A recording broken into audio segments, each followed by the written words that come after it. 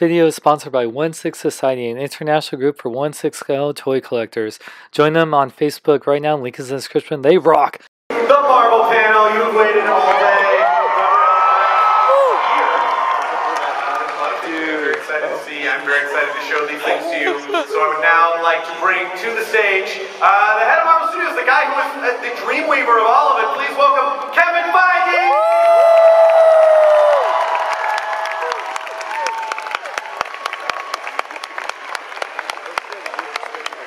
I know, seriously.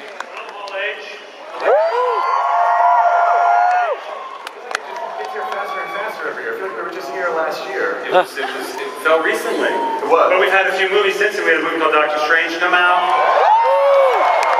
Guardians of the Galaxy Volume 2. If you had a chance a couple weeks ago, we had a movie called Spider-Man Homecoming.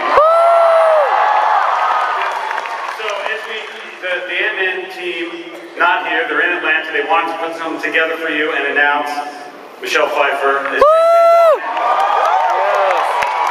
was our dream choice. We're making the first film, and it's crazy that she's in it. And there are a few other casting announcements that I want to mention to you in that film. We have a great actress named Hannah John Hammond, playing a character called the Ghost. We also have another villain played by an awesome actor, Walt Goggins. Randall Park is playing Agent Jimmy Woo. Agent Woo is tasked with... He's in the Marvel universe. Amazing cast, and we can't wait to show you more. Dang. All of these things in your head all the time. I mean, these are secrets that someone just crack open your skull and find out what all these things are. How do you make This is not the Walking Dead panel. No. That would be disgusting. No, but how do you keep all these things in your head all the time? It's fun. They've been in my head my whole life, so I may as well, Now you get to share around. Last year on stage, we saw Brie Larson announce as Captain Marvel. Yes. We're really here. Yes! Oh my God, yes! There have been rumors, and I'll tell you those rumors are true, that Nick Fury, Sam Jackson, is in this movie. He plays a big part in it, and in this film, Nick Fury has 2 eyes. What?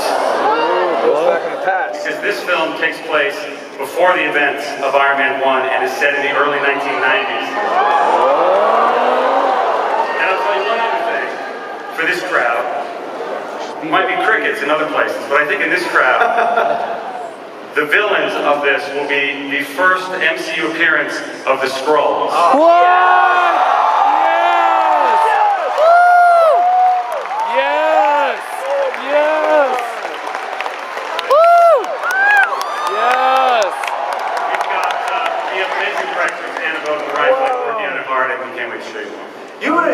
There is a Santa Clausy thing about you every year, like, I'm gonna give you this if you're good. My job is so amazing, I can be in a room and say the word Skrulls. You just make it happen. And also, just before we continue, because we're gonna get into Thor, we're gonna talk about Thor Ragnarok, we're gonna talk about Panther. As I said before, you've been such an important part to this community. I mean, I feel like so much is modeled around what you've built at Marvel, and so much of the reason for why all these people are here today are because of things that were in that head of yours that you pulled out and managed to weave together. So I want to bring out Eddie Ibrahim for a second. He has a very special thing that he wants to present to you as being such a pillar of our community.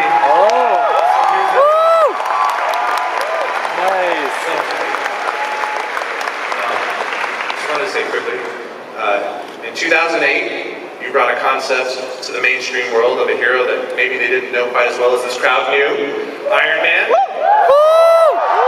that, you introduced the concept of comic books to the mainstream through movies, which has never really been done before. You introduced crossovers. You introduced a world that was united and a continuity between all of those movies. And for that, you really brought to life the thing that we all love, the comics, and what the comics meant to us, and our imaginations, and our inspirations, and you brought that to not only film, but to the rest of the world. And for that, it is my honor to present to you the Inkpot Award from Comic-Con International, as well as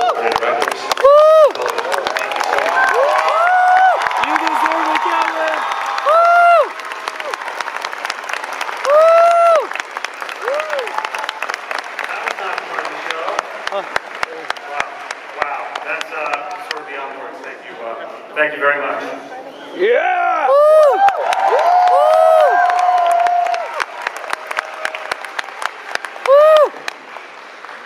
I want to talk about movies. Who wants to talk about movies? We're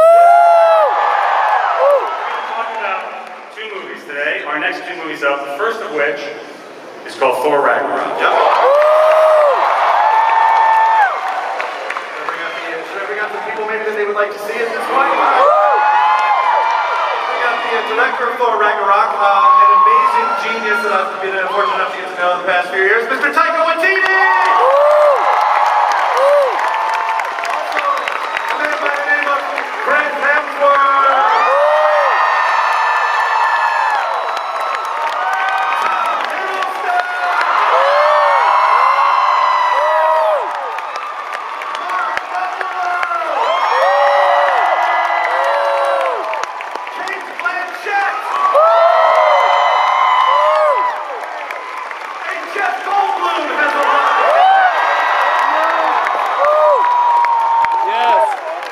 Let's go faster. Let's go faster.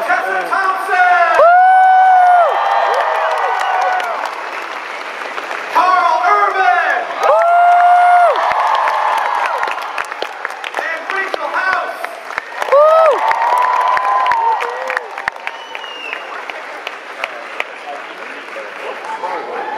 Excellent. Your Thor Ragnarok cast. Congratulations, thank you guys for being here. Thank you so much for being here. Thank you for having us. Thanks for having us. Mr. Hemsworth, so Thor does not have his hammer, he does not have Asgard. What is hair? He doesn't have hair that he normally would have. No. Getting old, fell out. So this looks like a very different Thor tonally and character-wise with those sorts of things. What's going on? What's going on with him right now? Midlife crisis, I think. Look, well, I've played this character 5 times. This is Marvel's 167th film or something.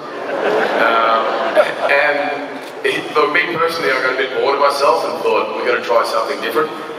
Spoke with Taika, spoke with Kevin, and all of us agreed if we're going to make a 3rd Thor, we have to really push the envelope and experiment and take it to another level. So that was what this film was, you know. Cut his hair, break his hammer, change his clothes, change the world, and I think that's what you're going to see and be excited about, is something incredibly unique and different for not only the Thor world, but the Marvel universe. Yeah. Because he's so used to being in charge, I mean, like, he's never really seems like he has to break much of a sweat. And in this, but from what we've seen so far, No, he gets his ass kicked in this film. Mainly by the bloke a couple of seats away from him.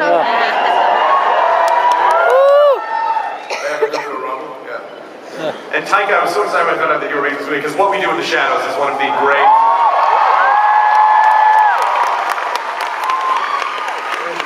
an incredible combination, and to hear that you were going... What is the transition like from going from a film like What We Do in the Shadows, which is an intimate movie that you worked on for a long time, to this, you know, mega tentpole with a character that everyone already knows?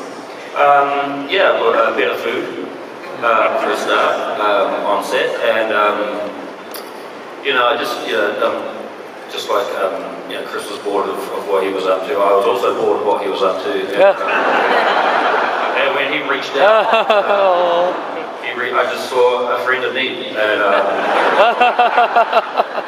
you know, and that's just who I am. That's my nature.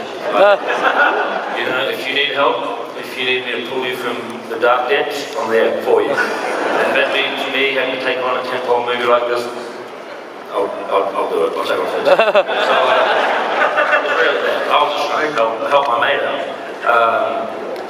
In terms of how different it was, moving from a tiny little film to a giant one, I feel like there's a lot more pressure, obviously, but at the end of the day, you know, I keep saying whatever's inside that rectangle is all that matters. And, you know, there might be 500 more people in the crew, but you know, as long as the actors are learning their lines and saying them convincingly, that's what matters. It doesn't matter what the line is. And most of these people did not learn their lines. Okay, just got very serious for a second. Oh. Tom Hiddleston.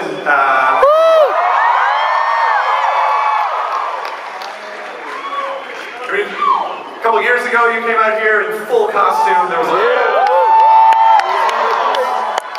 memorable and incredible moments of Comic-Con, and you had fun, right? How could you not have fun with that? It was a unique experience, and for which I will be eternally grateful to Hall H. What has Loki been up to at this point? Well, it's been 4 years, and if you saw Thor: The Dark World, you will know that at the end of that film, Loki is on the throne of Asgard, pretending to be Odin. So Thor comes home, and things are a little different in Asgard. Loki has directed most of his energies into narcissistic self-glorification. Not so much time on good governance, but Ragnarok is coming, and Loki's allegiance has always been slightly unpredictable, and he's still the god of mischief. And what his part is in all of that, you'll just have to wait and see. All right. I feel like they will. I feel like they're going to see it. I feel like this crowd is probably going to see this movie. What do you think? I feel like they're on board with it. I feel like they're on board with it. Mark.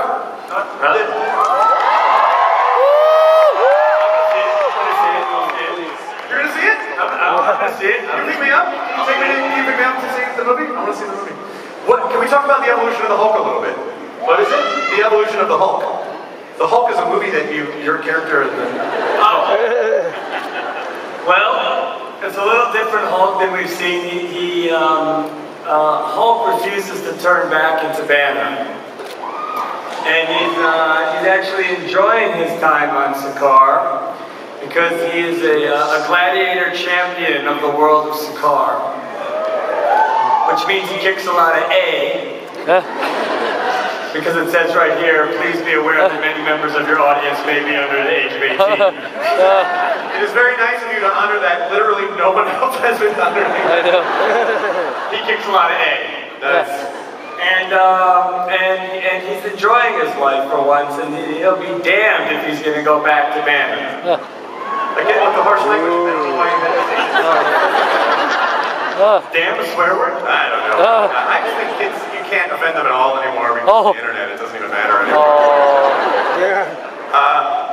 So is he he is kind of a perma-Hulk at this point? He's a little perma-Hulked. Yeah. And he's starting to be able to, because he's been the Hulk for 2 years now, he has the vocabulary of a 2-year-old.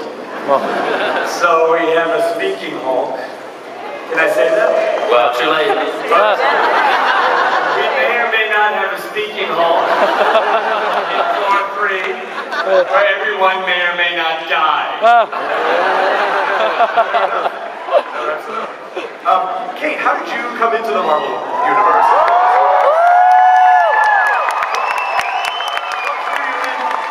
I mean, seriously, yeah, seriously. A sort of happy accident. I sort of live in the same continent as Taika, and the flight was cheap, so... I just saw a friend in need. Someone just reaching out. Just a whisper in the dark, just needing help. I'm grateful. No, I mean, look, it's a universe that I've sort of been happily dragged into because of my kids, and to work with Taika and these guys and gals was pretty exciting. Pretty amazing. And then Jeff Goldblum, who. If I'm not mistaken, you're the. Yes. No, you were going to say. You're the collector's brother. Is that not accurate? You look like what? It's hard to hear. Oh, it is hard to hear? You are the collector's brother! Yes, I'm the collector's brother. Yes. Benicio del Toro. We're very old. We were elders. We're elders of the universe. We came about shortly after the Big Bang. So do the rest of us. Come on. It's funny you make that joke, but you say A instead of ass. Yeah, we're the oldest living creatures in the universe. Yeah, oldest living race, they call us, the thing. We were here shortly after the Big Bang. Grandmaster, and my brother, Collector. That's right. Excellent. Right. And now I rule. And now I rule on this planet Sakaar, and put together games mostly. I love games. and fighting games, and I put together, I don't want to give anything away, but the great match between Hulk and the new Thor. For your entertainment pleasure. Can you hear me down there, Tessa? Can you hear me? Can you hear me? Yeah, I can hear you. Okay, great. Welcome. So what can you say about Valkyrie? Is there anything you can say about Valkyrie for people? You know, I was just another friend in need. You're welcome. No, I'm thankful. She is an elite warrior of Asgard who's hanging out on this car for reasons that I can't really elaborate on, and she has a relationship with the Grandmaster. It's not romantic. I mean, maybe it used to be. Who knows? He's a friend from work.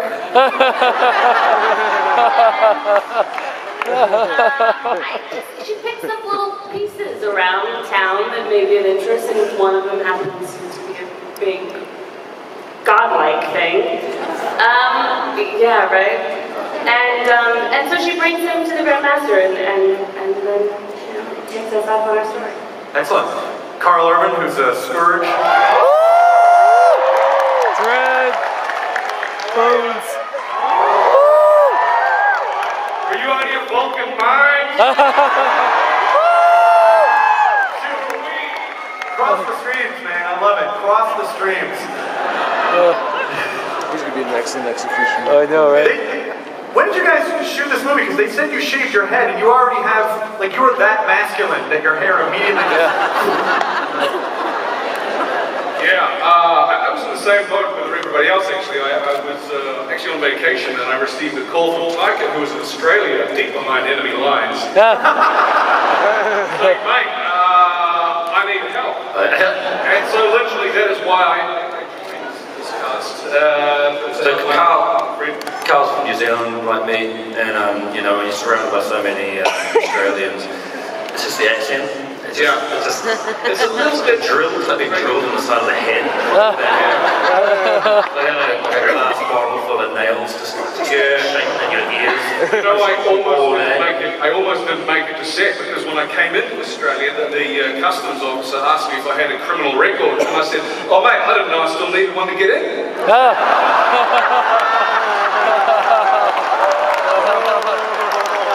my God. My granddaddy stole an apple, got caught with set on a boat, right? Oh. Thank God for that too. Breaking news! Australia declares war on New Zealand! Yeah, we're just kind of bridging the gap between New Zealand and Australia at the moment. As you can see, we're sitting a lot closer to each other than Bringing two cultures together, the warring tribes of Australia and New Zealand. It's all over. Well, mate.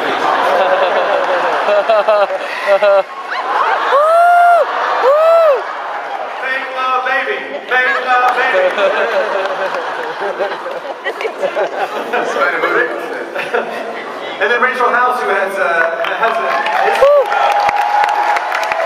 working in Tiger. If you want to, people don't know, can you talk about some of your... Hello. Hello. Can you talk about your history a little bit working with Taika? So I've been in 4 out of 5 of his films that he's made. Yeah. So he just brought me along for the accent and for the ride. Yeah. Rachel's my good luck charm. I'll try and put her in everything I do. Because she's... Yes, he said it. She's awesome. Yeah. She's awesome. Have anything that you run along, you might be able to show people. Yes. I just thought we'd just talk. All right, great. No, I'm sick of talking. I think we should see something. Oh, you have a special role as well. Yeah. Kevin just reminded me that I'm in the movie as well. So yeah, within this you'll see this character called Korg, who is he's an alien made of rocks. Yes. And he's a big hulking guy. He's a big giant rock guy, and he becomes kind of a friend to Thor. A friend in need. He helps Thor's in need, and so yeah, he helps him out. And the character and the voice, I should have based it a lot on Polynesian bouncers. Who were giants, but then sometimes in New Zealand growing up there, still just trying to get the bars and stuff. Those beautiful, delicate voices, and they kind of just sound like this. Hey, can I see your identification, please, my friend? This little thing. Oh, dude, I'm so excited. So excited. That was like, oh man.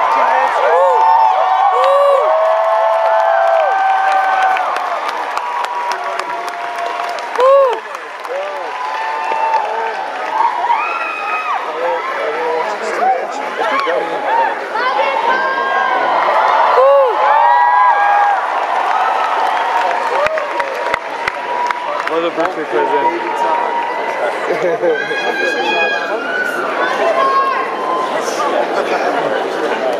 All right. Once again, huge hand for Thor Ragnarok, everyone.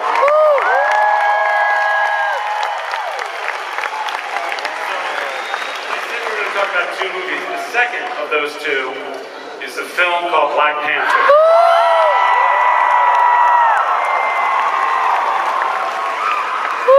Black Panther, they are here. I'm very excited to introduce everyone, and all the nameplates just about set up. So ladies and gentlemen, let us now meet the director and cast of Black Panther. Please welcome to the stage, director Ryan Coogler!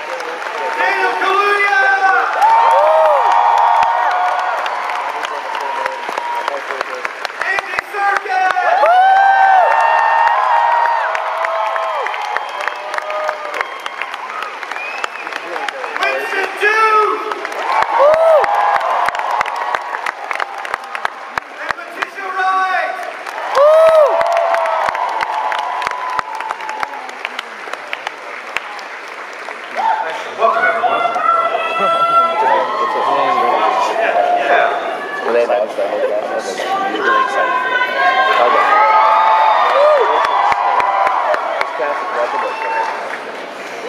Welcome. It's nice to see you all here. Last year we just got a little bit of a glimpse. And this year you're all here, stuff's been done. I ran into Chadwick after, I think it was Civil War, and I said, oh my god, Black Panther is like one of the most amazing things. I really hope there's a Black Panther movie. And you go, well, who knows? And then a week later it was announced. So, what has it been like for you, going into this project and, you're being Black Panther? I'm sorry about that. My bad. No, man. You know what? It's amazing. It's amazing. We talked about this from the beginning. I couldn't talk about it, and it was a big secret. So it's just good to be able to share bits and pieces with everyone as it goes out, and it's beautiful to see how excited people are about it. Have you seen the trailer? Did you get a chance to see the trailer of Black Panther? What are we going to learn about T'Challa and Black Panther and what's going on with Panther? Well, he's returning from the events of Civil War, so he's lost his father. So he's just learning how to deal with becoming a new ruler, and he's still mourning, his father's death. So it's a transition period that gets interrupted very quickly. Right. And is he kind of struggling to try to figure out what kind of king he wants to be? Exactly. Yeah. You saw the trailer. Yeah. A few times, maybe several times. What's this been like for you, Ryan? I mean, we were here last year, and it was still very new and very fresh. And I know this comic in particular was really close to you and really important. So can you talk a little about your history with the comic and how you brought it onto the screen? Man, first I'd just like to say how great it is to be back here in Hall H. Every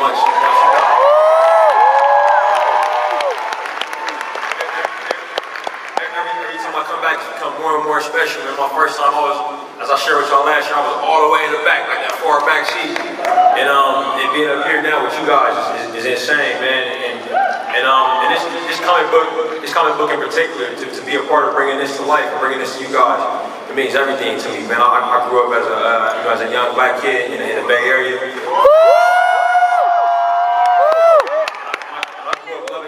It didn't matter what color the comic book character was. I would follow X-Men, I followed Spider-Man, but I remember as I got older, I wanted to find a comic book character who looked like I did. I remember going into the comic book shop and asking if they had me.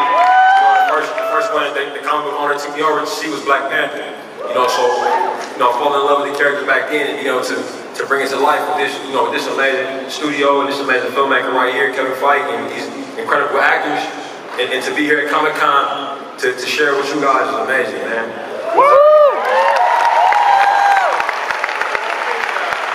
Particularly in the comic that you felt was important to bring to the screen. Anything in particular? Yeah, I thought that the best thing about the comic book was that T'Challa was somebody who got his power from the people around him and from his history. And history is something that's incredibly important to me and my family, people that I grew up with. I know it's incredibly important to African culture. So that's really a cool thing I'm excited to bring about this. Excellent. This question is for Letitia, so we just saw a glimpse in the trailer, just a little glimpse. So what can you say about Shuri? Is there anything that you can share? Shuri is T'Challa's younger sister, and she is like the technological whiz of Wakanda. She designs all the new technology. She's a scientist. She was like a dream role to play.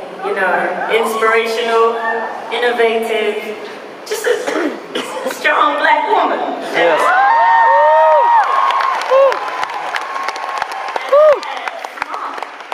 And not just a black woman, but a woman. It was just beautiful to play that. So I'm excited for what you guys are gonna see, for what Shuri's gonna bring to Wakanda. Excellent. Yeah. For Denai, who I feel like because you had so much weapons training from Walking Dead, but did this feel like have an even more intense process, or did you come in feeling like, oh yeah, I know how to do all this already? No, I did not feel overwhelmed. Whatever that was, I did not feel that. It definitely was a new process, and it was awesome. We would all be in the room together, working, everybody would be up in there, and we'd be in different corners or together, doing drills, learning new stuff, new lines. I mean, she works with a whole different weapon, and there are some overlaps, but not a lot. It was actually a whole new process, which was awesome, because it was about, what I love about her is that it's all connected to the fact that this woman is driven by a love for her nation and for her people. And the beauty of Wakanda is that it is this place that is the most successful, the most advanced nation on earth, and it's on the continent! It makes time right now. I just love that about this movie. I love that about the story. And so the fact that she is really protecting that, and that's what drives her weaponry, that's what drives her, what she does as a warrior. It's all driven by love of her people and what her forefathers and foremothers put in place.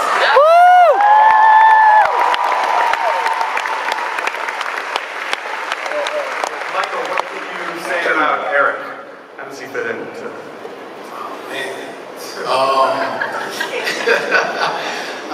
First off, you guys are amazing fans. Thank you guys so much.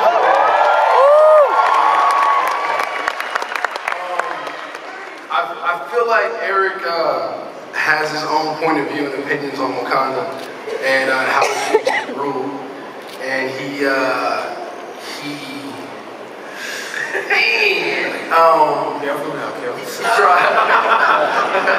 tries to he has his eyes on the throne. He has his eyes on the throne, so I think he's trying to do whatever it takes to kind of to get into to Wakanda and make that a reality. Excellent. And then Forrest Whitaker, it's an honor to have you.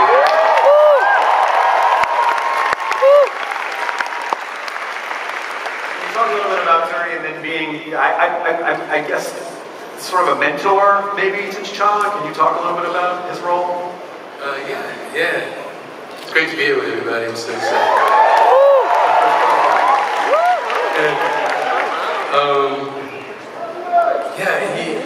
He's been working as a sort of a spiritual leader, and he was very close friends with his father. As a result, has been working with him since he was a little child, young, and trying to give him the advice that would hopefully mold him in some way, I guess, into being king.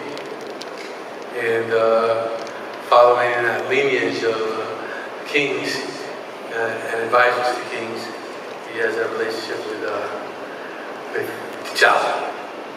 Excellent.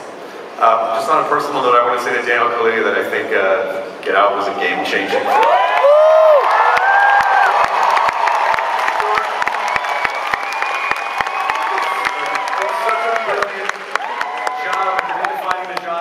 Something original and making something beautiful, and it was an incredible movie, and I want to congratulate you. I'm sure you've been hearing that a lot of you. So, what can you say about Wakanda?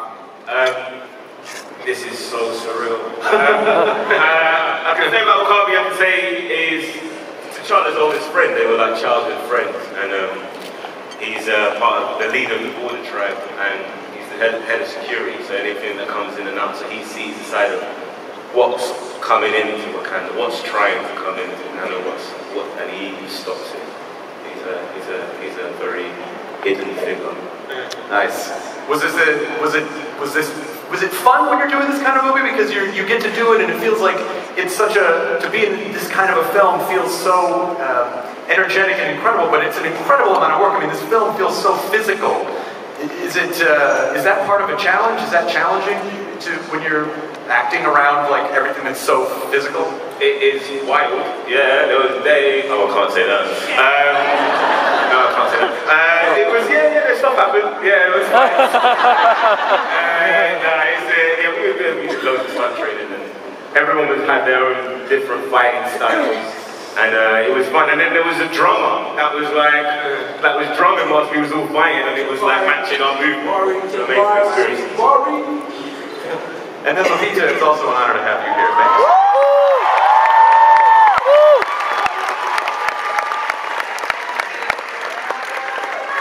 Thank you. Love you back. How's the experience been? Well, I will say, first of all, thank you so much for the Comic-Con love. I saw someone dressed as Eric Killmonger yesterday, and I was stoked. So thank you, whoever that was already. They had a mask, they made their own mask, and it was really incredible. So what can you say about Nakia? Is there anything you can share?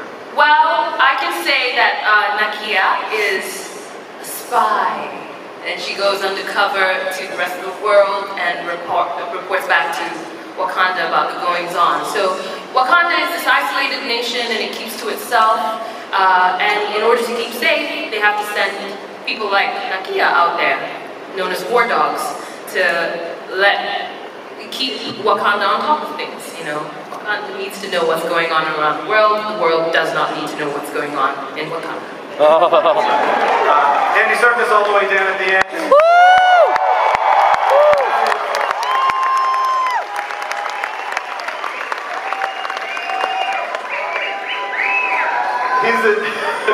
He's a bit of a poacher. What is he up to? What is he up to? Well, two things. I get to wear pants in this movie. And secondly, actually, I get an arm back, you know, because I ended up on the last movie losing my arm, so I get my arm back, which is pretty cool. And of course, you know, Ulysses is, he's a wheeler dealer, he's a lone wolf, but he can pick up the phone to any government and compromise them, and yeah, so he fit in pretty well in today's society.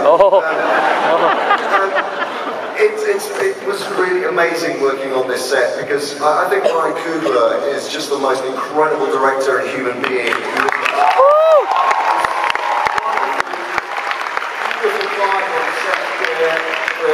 Everyone was able to literally operate at their maximum. He's such a liberating director to work with. He allows you to explore and collaborate, and I just had the most brilliant and wonderful time working with all these guys. Amazing. Excellent. Woo! Oh, did you come out to the line? Oh, nice. You know how to do it, Andy Serkis. Winston, is this your first Comic-Con? Yes, this is definitely my first. Welcome!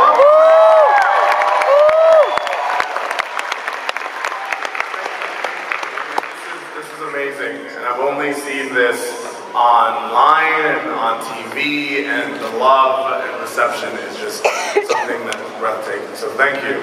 Excellent. This is a little Lindsay in the trailer actually lifting another human being. So what can you tell everyone here about M'Baku? What can you say?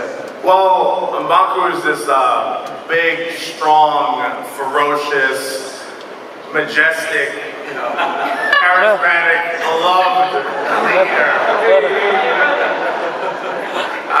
Leader of the Jabari tribe, the best tribe in Wakanda. Wait. No, this is my time. The best tribe in Wakanda. But yeah, so what really drew me and I found really hot about this role was just how human and the depth that was in this character, because he's really loyal to his people and, deeply faith-driven and all these wonderful things that made him have a lot of range. So, yeah, he's a really cool guy, really cool character. Excellent. Ryan, I assume you've brought some stuff. We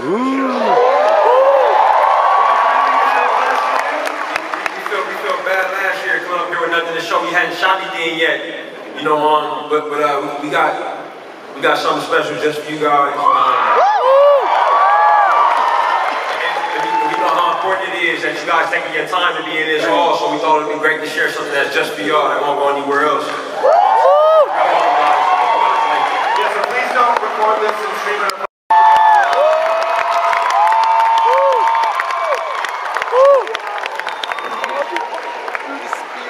That was just for you guys. That's not going to exist anywhere else for a long time.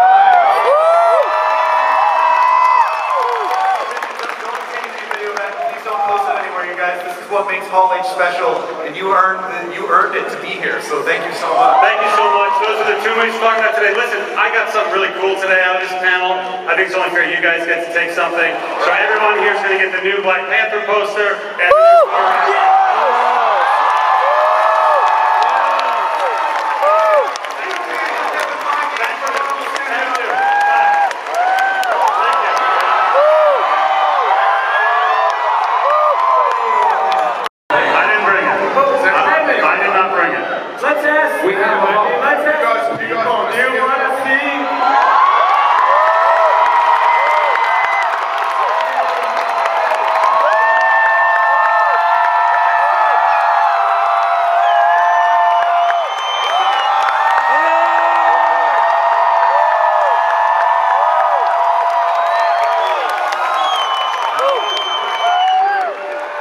What up, big hits? Here's your big review of the Star Wars The Empire Strikes Back Hot Toy Snowtrooper Movie Master